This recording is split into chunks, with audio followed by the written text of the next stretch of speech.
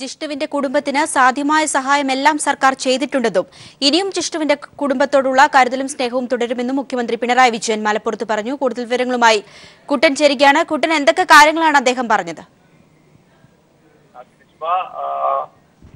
Malappuram ഉപതെരഞ്ഞെടുപ്പിലെ LDF പ്രചാരണത്തിന്റെ ഭാഗമായുള്ള പൊതുസമ്മേളനത്തിലാണ് മുഖ്യമന്ത്രി പിണറായി വിജയൻ സംസാരിച്ചത്.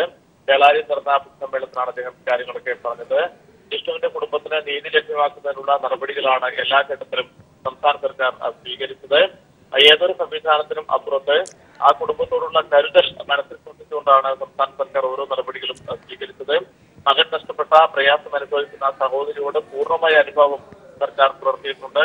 ഈ ദുരന്തമുണ്ടായപ്പോൾ, ജിഷ്ണുവിന്റെ മരണം ഉണ്ടായപ്പോൾ തന്നെ ആ കുടുംബത്തിന് അടിയന്തരമായി 10 ലക്ഷം രൂപ ആശ്വാസധനം സർക്കാർ നൽകിയിരുന്നു.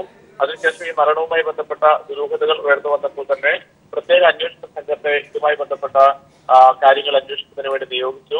ആ അന്വേഷണ സംഘത്തെ പറ്റി ജിഷ്ണുവിന്റെ കുടുംബം ഇതുവരെയും ഒരു വാക്കുപോലും എതിർത്ത് പറഞ്ഞിട്ടില്ല. ഫലപ്രദമായ അന്വേഷണം തന്നെയാണ് നടന്നുകൊണ്ടിരിക്കുന്നത്. അതുപോലെ തന്നെ ഈ കേസുമായി ബന്ധപ്പെട്ട് സ്പെഷ്യൽ പ്രോസിക്യൂട്ടറെ നിയമിക്കണമെന്ന് ജിഷ്ണുവിന്റെ കുടുംബം ആവശ്യപ്പെട്ടിരുന്നു. അതിന് ചില സാങ്കേതിക കാര്യങ്ങൾ ചെയ്യാനുണ്ടായിരുന്നു. പക്ഷെ അതൊക്കെ മാറ്റിവെച്ചുകൊണ്ട് അവർ നിർദ്ദേശിച്ച അഭിഭാഷകനെ തന്നെ സ്പെഷ്യൽ പ്രോസിക്യൂട്ടറെ വളരെ പെട്ടെന്ന് ദിവസങ്ങൾക്കുള്ളിൽ തന്നെ നിയമിച്ചതായി മുഖ്യമന്ത്രി പറഞ്ഞു. ഇതെല്ലാം നീതി നടപ്പാക്കുന്നതിന് വേണ്ടിയും ആ കുടുംബത്തിന് നീതി ലഭ്യമാക്കുന്നതിന് വേണ്ടിയും കേരളത്തിൽ ഇനിയൊരു ശിക്ഷ ഉണ്ടാകാൻ പാടില്ല എന്നുള്ള സർക്കാരിന്റെ തീരുമാനത്തിന്റെ ഭാഗമായാണ് ഇത്തരം കാര്യങ്ങൾ ചെയ്തത്. ഇപ്പോൾ സ്വാശ്രയ കോടതിയുടെ അതിരുവിട്ട പ്രവർത്തനങ്ങളെ കുറിച്ച് അന്വേഷിക്കുന്നതിന് വേണ്ടി ഒരു മികച്ച സമിതി ഈ സംബന്ധിച്ച് അന്വേഷണം നടത്തിക്കൊണ്ടിരിക്കുകയാണ്. അതുപോലെ തന്നെ ഈ കേസുമായി ബന്ധപ്പെട്ട പ്രതികളായ ചിലർ കോടതിയിൽ നിന്ന് മുൻകൂർ ജാമ്യം നേടിയിരുന്നു.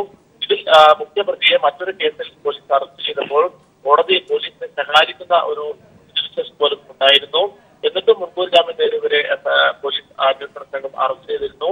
മുൻ മന്ത്രിയും കോൺഗ്രസ് നേതാവുമായ KP വിശ്വനാഥിന്റെ മകൻ കേസിലെ പ്രധാനിയാണ്. ഇയാളെയും കഴിഞ്ഞ ദിവസം അറസ്റ്റ് ചെയ്തിരുന്നു. ആ കുടുംബത്തിന് നീതി ലഭിക്കുന്നതിനാവശ്യമായ എല്ലാ നടപടികളും സർക്കാർ സ്വീകരിച്ചിരുന്നു. ജിഷ്ണുവിന്റെ അമ്മയും അച്ഛനും ഇതുവരെയും സർക്കാരിനെ കുറ്റപ്പെടുത്തിയിട്ടുമില്ല.